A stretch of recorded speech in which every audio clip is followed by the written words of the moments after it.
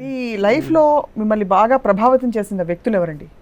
డెఫినెట్గా ఇద్దరండి. ఒకటి మా నాన్నగారు, రెండు మా గురుగారు రామ్మోహన్ రెడ్డి అని.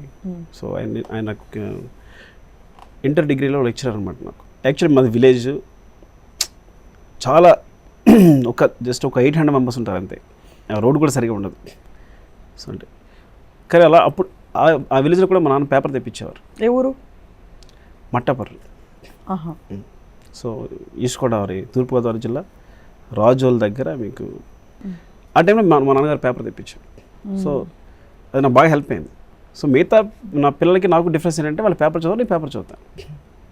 ఆ డిఫరెన్స్ ఎప్పుడు నేను వాళ్ళని ఎప్పుడు డామినేట్ చేయడానికి ఉపయోగపడింది. ఎప్పుడైతే డామినేషన్ ఉందో మనకు కాన్ఫిడెన్స్ ఉంటుంది. కాన్ఫిడెన్స్ ఎప్పుడైతే తెలివితేటలు పెరుగుతాయి.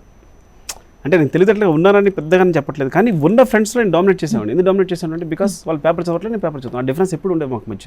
నా నాలెడ్జ్ ఉంది, వాళ్ళకి లేదనమాట. నెక్స్ట్ రామ్మోహన్ రెడ్డి గారు. ఇప్పుడున్న పొజిషన్లో ఉండకూడదు. ఇప్పుడుంటే నీ పొజిషన్ అనేది నువ్వు ఇలాగే ఉంటావు. ఎప్పుడు ఒక రిస్క్ తీసుకుంటే లైఫ్ ఏంటనేది తెలుస్తుంది, నువ్వేంటని తెలుస్తుంది అని. సో నేను ప్రోత్సహించి పంపించడం కానీ అదంతా కూడా. అందుకే నాన్నగారికి అంకితం ఇచ్చారు సినిమా మీరు. అవును. సినిమాని హిందీలో తీసే ప్రతిపాదన కూడా ఉంది, రణబీర్ కపూర్ని పెట్టి అని ఒక టాక్ నడుస్తుంది. ఎంతవరకు వచ్చింది ఆ సినిమా? రణబీర్ కపూర్ లేకపోతే షాహిద్ కపూర్, ఇమ్రాన్ ఖాన్ ఇలా హీరోస్ పేర్లు అనేవి చెప్పట్లేదండి, బట్ టాక్స్ జరుగుతున్నాయి అంతే. మీకు ఐటమ్ సాంగ్స్ అంటే ఎందుకంటే అంత ఇష్టం? ఎలా ఉంటుంది, ఇట్ హ్యాపెన్స్ అండి. ఎలా అంటే ఆ టైంలో హిట్ అయింది ఇందులో ఆర్య సినిమాలో. సో ఆర్య ఆ టైంలో రీచ్ ఎలా ఉందంటే మీకు యూపీలోను లేకపోతే మీ కర్ణాటకలోను రూరల్ ఏరియాస్లో కూడా ఆర్య అనే సినిమా ఆడింది. పెద్ద హిట్ అనమాట అక్కడ. సో తెలుగు సినిమా అండి, హిందీ ఏరియాస్లో కూడా సినిమా హిట్ అయింది బికాస్ ఆఫ్ మేబీ కాన్సెప్ట్ అవ్వచ్చు, వేరే విషయం, బట్ అందుకని ఇంపార్టెంట్ ఆ టైంలో. సో మాకు ఎలా ఉంటుంది ఐటమ్ సాంగ్ అనేది సినిమాని ఎక్కడికో తీసుకెళ్ళింది, రీచ్ తీసుకెళ్ళింది.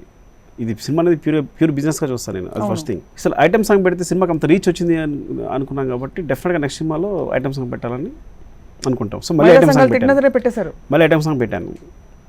అందరు తిట్టినా అవద్దండి. ఇప్పుడు జస్ట్ నన్ను తిట్టిన వాళ్ళతో ప్రాబ్లం ఏంటంటే ఐటమ్ సాంగ్ వచ్చి నేను రకరకాల డిస్కషన్లు చేశాను టీవీలో కూడా. వాళ్ళకి ఫోన్ చేసి సుకుమార్ నువ్వు ఐటమ్ సాంగ్ పెట్టుకోమని చెప్తే సరిపోతుంది. చాలా దగ్గరలో ఉంటాను, నా ఫోన్ నెంబర్ కనుక్కోవడం కూడా ఈజీ. అది టీవీలో కూర్చుని నిజంగా తీసేస్తారే చెప్తే సీరియస్గా తీస్తారా? డిస్కషన్ చేసిన ఒక్కళ్ళు ఫోన్ చేసిన నెక్స్ట్ నుంచి ఐటమ్ సాంగ్ పెట్టాను నేను. బికాజ్ నా సినిమాలో ఐటమ్ సాంగ్ కావాలనుకునేవాడిని మొట్టమొదటి నేను. మీరు నన్ను మార్చాలి, నన్ను మార్చి సరిపోద్ది.